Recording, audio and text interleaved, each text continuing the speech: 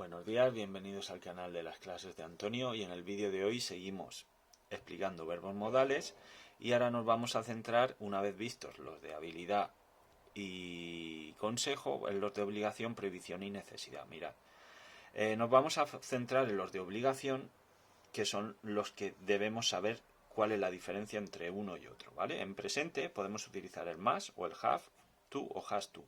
Ya sabéis, el must es una obligación que nos imponemos nosotros mismos y el has to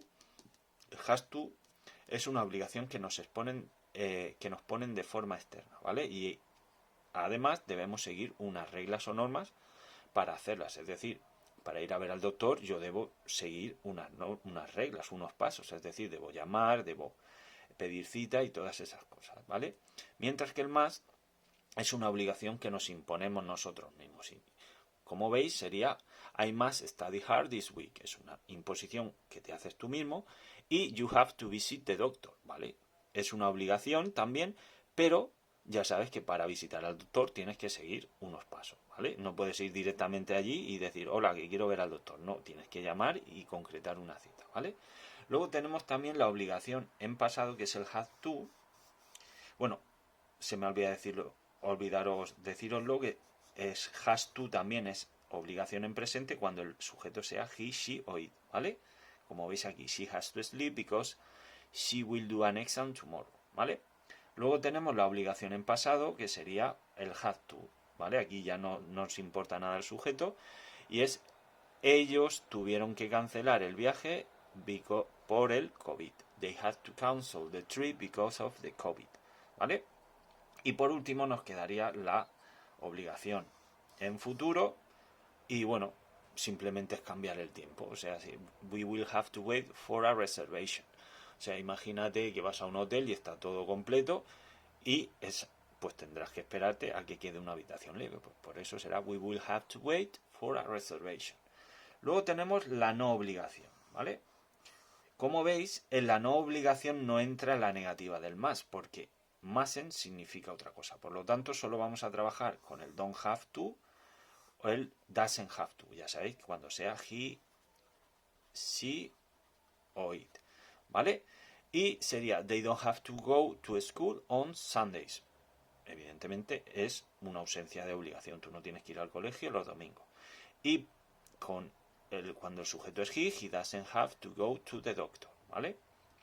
¿Cómo sería en pasado? Pues el didn't have to. Aquí ya no da igual cómo sea el sujeto. Y sería they didn't have to cook last night, ¿vale? Ellos no tuvieron que cocinar la pasada noche, ¿vale?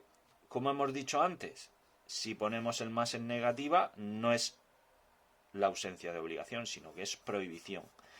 Y ya sabéis que esto es una prohibición que podemos encontrar en centros públicos o que te pueden decir que no hagas. Por ejemplo, you mustn't write offensive message. ¿Qué quiere decir esto? Que no debes escribir mensajes ofensivos, ¿vale? Luego tenemos, una vez visto el have to y el must, la necesidad, que viene representada con el verbo need, ¿vale? El need to. Si es en presente, tenemos el need to o el needs to, si es he, she o it. Y como veis es una necesidad. I need to buy eggs to make pancakes. Pero no es una obligación, sino es algo que tú necesitas hacer si quieres hacer otra cosa. No es una obligación que tú te impones, ¿vale? No es comprar huevos, no es una obligación. Luego el presente con el needs to sería cuando el sujeto es she. She needs to go out tonight after studying. Pues ella necesita ir no es una obligación, necesita salir después de haber estudiado mucho para despejarse, ¿vale? En el pasado, ya sabéis, no tendríamos que tener en cuenta el sujeto y es el needed to, acaba en ed porque es regular, ¿vale? Entonces sería we needed to buy a ticket to go to the concert. Nosotros necesitábamos comprar una entrada para ir al concierto, ¿vale? ¿Cómo se hace la falta de necesidad? Pues entonces sería, con el presente sería don't need to o doesn't need to, ya sabéis si es he, she o it.